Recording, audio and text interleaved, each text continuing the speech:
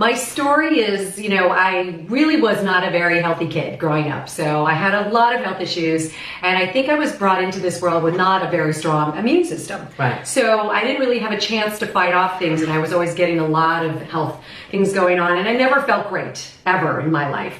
And then I worked myself to the bone, stress, everybody can relate to that. Yes. I was trying to climb the corporate ladder. I moved to New York, and it was very fast paced, and I was eating all kinds of crappy food, and because I didn't have any time, and the stress was enormous, and I wasn't sleeping. But at the age of 32, I was diagnosed with non-Hodgkin's lymphoma. And you had that Hodgkin's lymphoma because my husband had non-Hodgkin's lymphoma. So I had lymphoma, lymphatic cancer. And you were how old? I was 32. And you had 2 children, didn't you? I didn't yet. Oh, you didn't? I had some fertility issues, and I think I was lucky that I caught the cancer before I got pregnant, but I had 4 miscarriages before I was diagnosed with the lymphoma. So I think that it attributed to some of that. Yes. And I did go through some treatment, but I didn't go through the treatment they wanted. I did some radiation, and I was really worried about doing chemo, so I chose not to because I knew what chemo does to your body.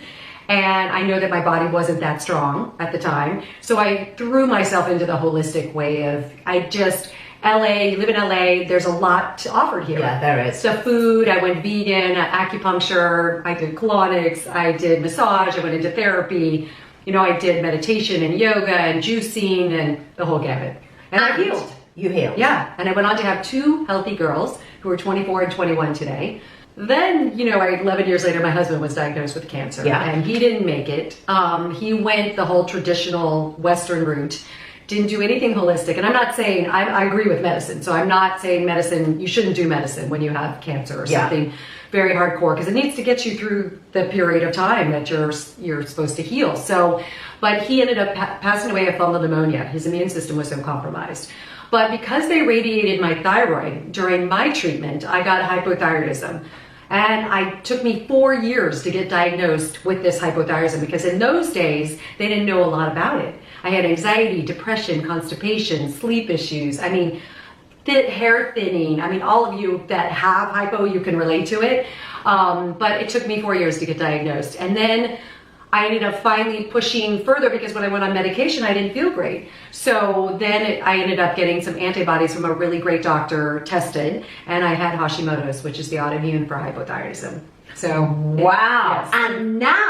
And now here comes the story of how Elissa healed from Hashimoto's. And this is why I was so excited to share your story and your suggestions and advice with my community, because I know so many women out there have these conditions. Yes. So now we are going to show you, or Elissa is going to show you, the exact foods, or really the top foods that you need to try to eat as much as possible to heal your Hashimoto's, your autoimmune, your thyroid.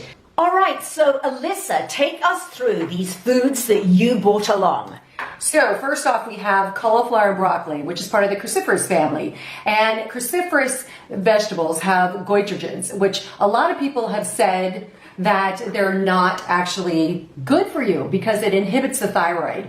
But that is a myth. Absolutely. These foods are some of the most important detoxifying foods in the body, and they have all these phytochemicals. So the actual phytochemicals was what helps balance out the goitrogens and pushes these pathogens out of the body. So we're talking about really pushing viruses and pathogens out of the body. Oh, okay. God, that's such a great myth buster. I love that. Yes. So we want to eat lots of broccoli and cauliflower and kale and bok choy. Now, what about bananas? That surprised me that you bought bananas. It surprises everyone, but bananas really they're full of calcium.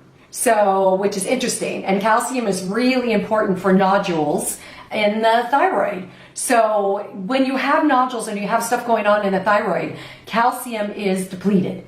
Wow. So bananas are really crucial. And they're also, as we know, they're really crucial for prebiotics in the gut. So as we talked about, in the video before, is gut health is really important. That's right.